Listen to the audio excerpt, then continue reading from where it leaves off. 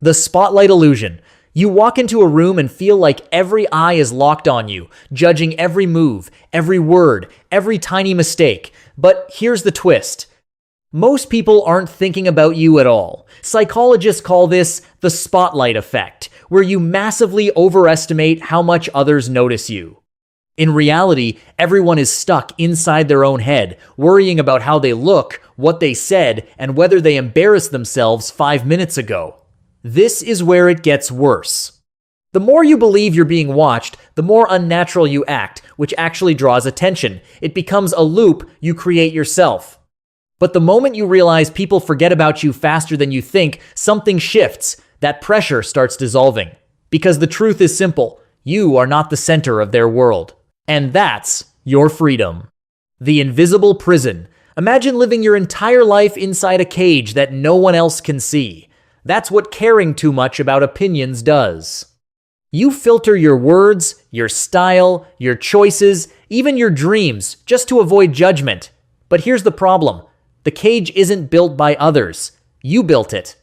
Every time you chose approval over authenticity, the bars got stronger, and the real danger is you don't even notice it happening. You call it being polite, or smart, or careful, but deep down it's fear. Fear of rejection, embarrassment, or failure. Now imagine the opposite. You speak your mind, wear what you want, pursue what excites you. Some people judge you, but many don't, and some actually respect you more. The prison only exists if you keep believing in it. The judgment myth. Here's something uncomfortable. People do judge you, but not the way you think. Most judgments are quick, shallow, and forgotten within seconds. Someone might notice your outfit, your voice, your mistake, and then immediately go back to thinking about themselves.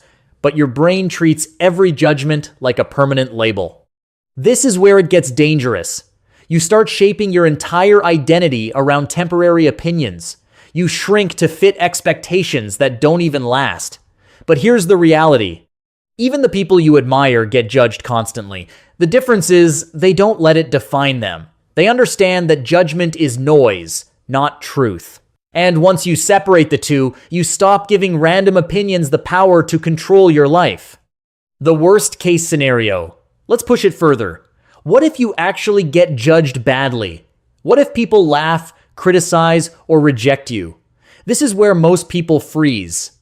But here's the surprising part. The worst case is rarely as bad as your mind predicts. You feel uncomfortable, maybe embarrassed, but then it passes. Life moves on. People forget. And you gain something powerful. Proof that you survived it. The real danger is avoidance. When you constantly avoid situations where you might be judged, your fear grows stronger. But when you face it, even once, the illusion starts breaking.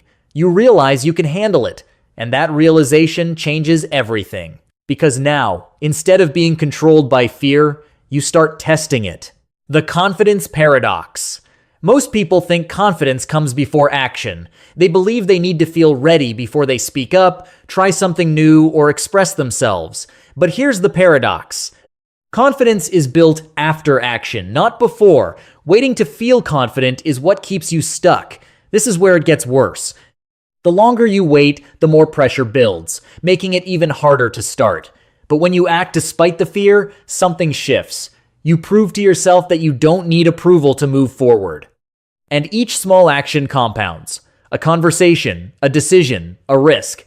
They stack up until confidence becomes natural. Not because people stopped judging you, but because you stopped needing them not to.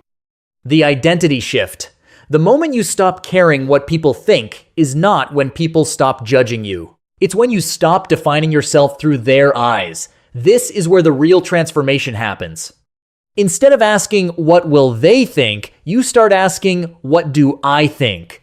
That shift sounds simple, but it changes everything. Your choices become clearer, your actions become faster, and your life becomes more aligned with who you actually are. But here's the challenge. Your brain will try to pull you back. It will remind you of past embarrassment, past criticism, past rejection. That's normal. But every time you choose your own opinion over theirs, you reinforce a new identity, one that isn't controlled by external noise. The freedom trade-off. There's a cost to not caring what people think. Some people won't like you. Some relationships might change. You might stand out in ways that feel uncomfortable. But here's the truth. You're already paying a cost right now. By caring too much, you sacrifice your authenticity, your growth, and your peace of mind.